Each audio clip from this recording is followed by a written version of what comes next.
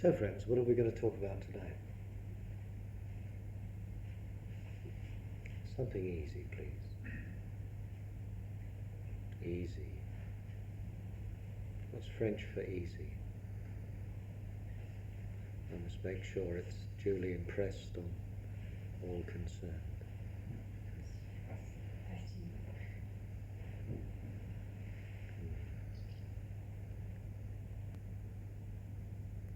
What easy thing are we going to talk about tonight?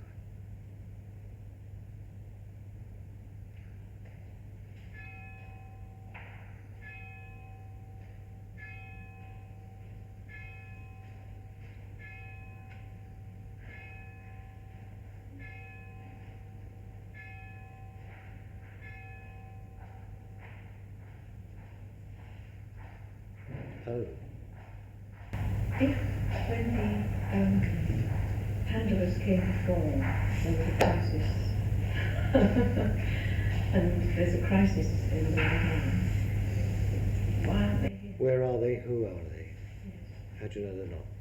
I don't know. Perhaps an easy line of inquiry, following you, is what is a crisis? What is a crisis? We speak of people in crisis, individuals in crisis, don't we? What does that mean? What is a crisis? Medically, what is a crisis? Can you have a chronic crisis, or is that a contradiction in terms? If you have a world which is, for several decades, on the edge of war because of chronic confrontation, and war entailing total destruction of what we know as civilization, is that a crisis? And is it chronic? Until Gorbachev, can you remember a time in your life when the world has not been in crisis? Unless by crisis you mean the actual discernible knife edge. I remember at the end of the war. I remember VE Day and VJ Day. Bluebirds over the white cliffs of Dover.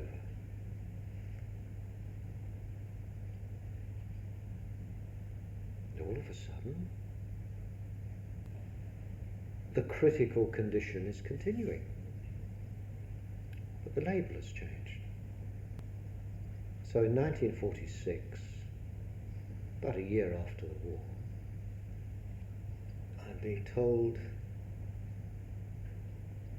now then,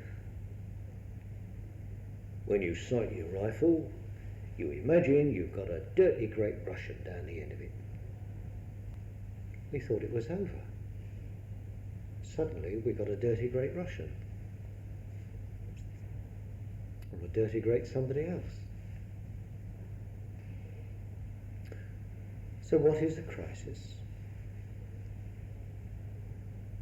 And why is a crisis? What are we to learn from a crisis? And how do we relate to a crisis?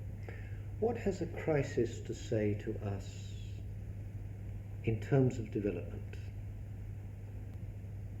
How many individuals do we know, seemingly in a permanent state of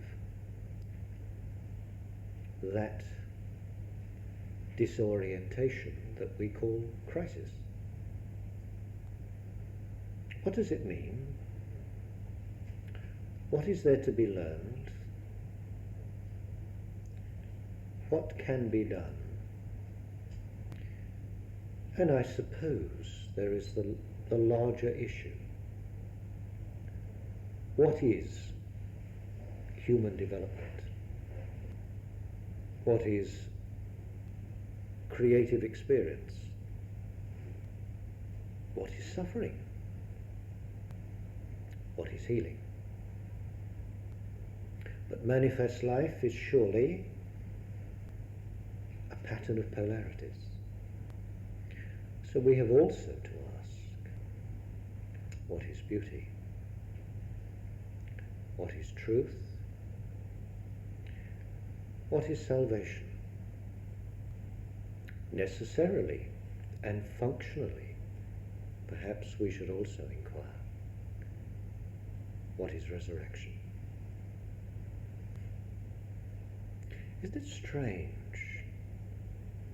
that the more fundamental a question we're led to, the more difficult it appears to be? Because surely we can't meaningfully examine any of these issues except as interrelated elements in a very fundamental question, the most fundamental of all: what is a human being? What is nature's intention concerning humankind? How do we fulfill the flow of life? How do we cease to obstruct it? What is that mysterious factor, avyakta, equilibrium? In a very practical sense,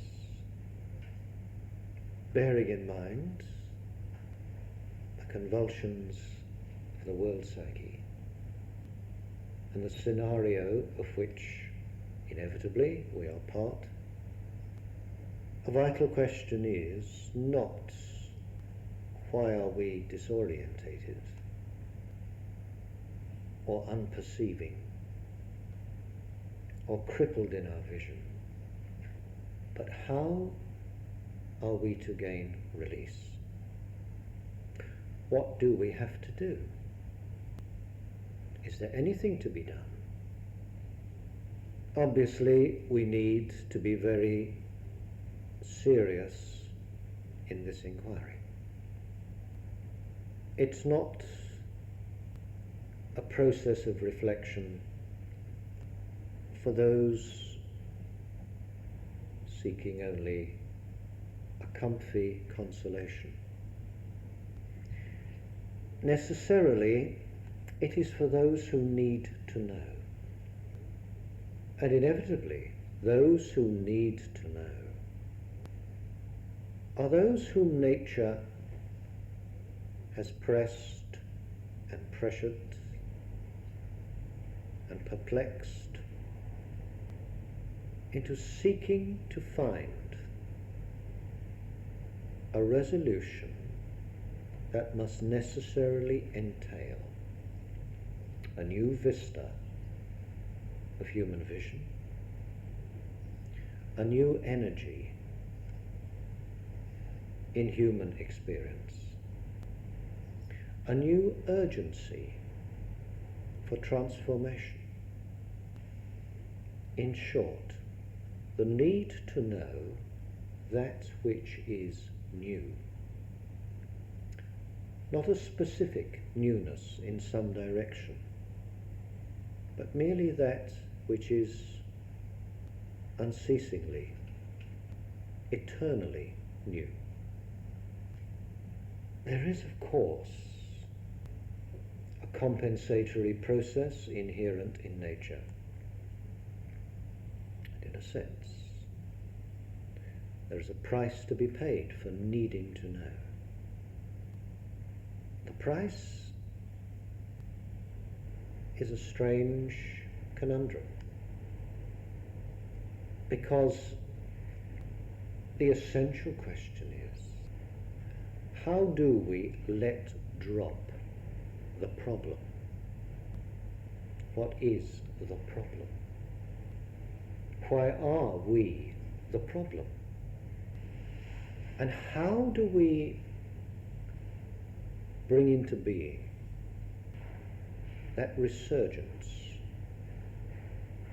in our experience, which is not a compensation for the problem, not a mere amelioration, but a totally regenerative enlarging of our inner vision that enables us to step beyond the self-enclosed state, whatever labels it may have on it. That is the problem. And find, literally find, new life. How do we find new life? Is there anything to be found? And what is the seeker? Is the seeker the problem? What is the difference between the seeker, who knows there is a problem,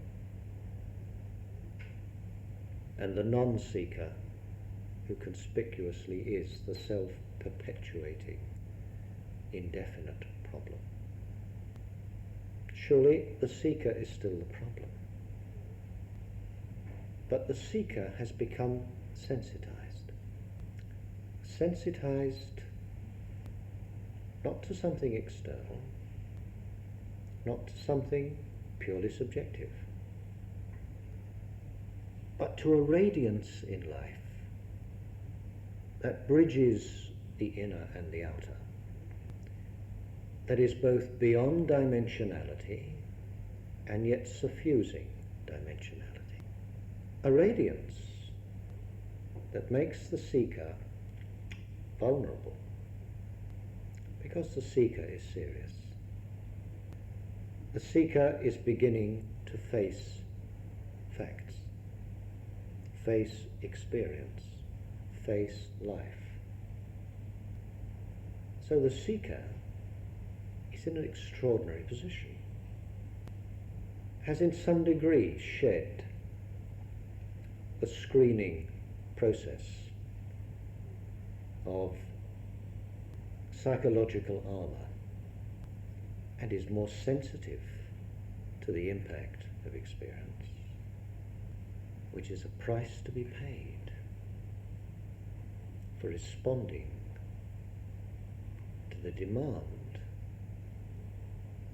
of a radiance within and without that is making itself known to our conscious level with profoundly disturbing consequence. And what is true individually is true also collectively. What is true of one questing human being is the fact of experience of our tormented world. And that world has such inherent beauty, such prodigious capacity for indefinite unfoldment, and the human beings that inhabit it are so unnecessarily limited by fettered vision that when the seer comes along, when the prophet arrives, and the prophets are those who stand up and shout at us, a little shock treatment usually, there is this exasperation because the seer knows it need not be necessarily. Remarks of this kind would only be addressed to the seeker, the quester. And of course there is a paradox in all this, because a seeker must cease to seek. This is a paradox, because humankind must ever be needing to know more, to become more. Are we seekers? Are we that which is seeking? Or is this some strange malfunction of tunnel vision? Who is seeking what? What is seeking whom? Is this an idea that we are the seeker? An echo of something within experience, within the wider range of human consciousness, to which our conscious mind has inadequately, because egocentrically, related. Who is seeking whom? Or what is seeking what? To state the obvious, we can do nothing, we can know nothing, we can become nothing that is not part of the energy flow within nature. That energy flow is represented as patterns in the cosmos, as patterns in the human being, as patterns in the atom. All is energy in flux. And the pattern, very substantially, depends on the sun of life,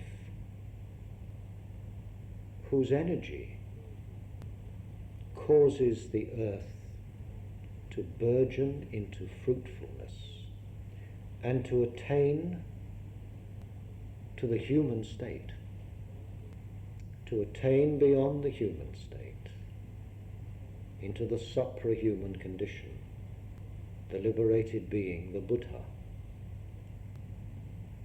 But that which radiates also attracts, draws up. Within the flow of life, there is this fundamental rhythm. The great law, visibly manifest, of come unto me. Reach up, open to the light. Become a lotus in the sun, and the power that embraces all, enhances all, activates all, is seeking all. We can observe the externals, but what of the rest? What is seeking whom? Who is seeking what? We have an obligation. We have an obligation to be consciously reflective and effective vessels of life. There's a paradox. We will open to life only when we allow life to activate us. When we allow life to breathe in us. When we allow life to move through us. When we allow the underlying sun of the universe to radiate and to uplift without trammel, without obstruction. Can it be that when we breathe, it is the fundamental radiation and aspiration within the universe that is moving our being? Can it be that when we need to know, that we allow life not only to pose the question, but to pose the answer as a single unitive fact. Is it possible that through our awareness of our own fundamental rhythm, we can know the foundation forces of the universe? Is it possible that we are not the seeker, but that life is seeking us? The potential invader is not the naughty nation somewhere over there, whose name keeps changing, but the potential invader is the unbegotten light that is claiming its own, finding its child. Atman, in transcendence, is the objective of yoga, we're told, but there is another aspect to Atman, Suksma. Suksma. Atman in the state of becoming, that which is the sacrificer, that which is reaching through nature, seeking to reach through human consciousness, to find its lost child. There is no formula answer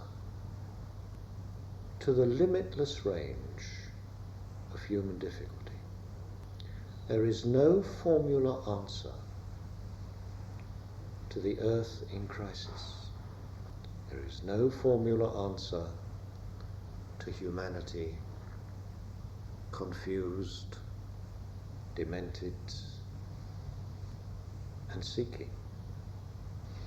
The only answer is when we drop the question, is when we drop the problem and allow life to be and life to see through our eyes and speak with our lips and heal with our touch and create with our faculties. There is a phrase in Khalil Gibran that I've never forgotten. Read it more than 40 years ago. It sums up the whole process of the seeker and the insoluble dilemma of the seeker. I believe God listens not to your words, not to your prayers, save when He speaks them through your lips. Are we talking about surrender or something more than that? To what do we refer? Not a way of inaction, not a process of not needing to know, but a conundrum, a life that's lived with urgency, but one in which the radiance of the uncreated light is dancing and laughing through our being. This is organic life as the chariot, in which the Buddhic being, Krishna, drives the organism. Such is the state of the Anointed One. Such is the state of the human entity that has known the touch of Suksma and carries then within it the seed of newness ever becoming, which will not be denied, whatever dreams occur, whatever illusions possess us, when that seed has been sown. However low we drop, the greater life will reclaim its own, and resurrection, the glory of new being, will happen in spite of the human state. Because the infinite dance and the music of the spheres and the laughter of the infinity of angels is not to be denied, because humankind clings to its bad dreams inordinately.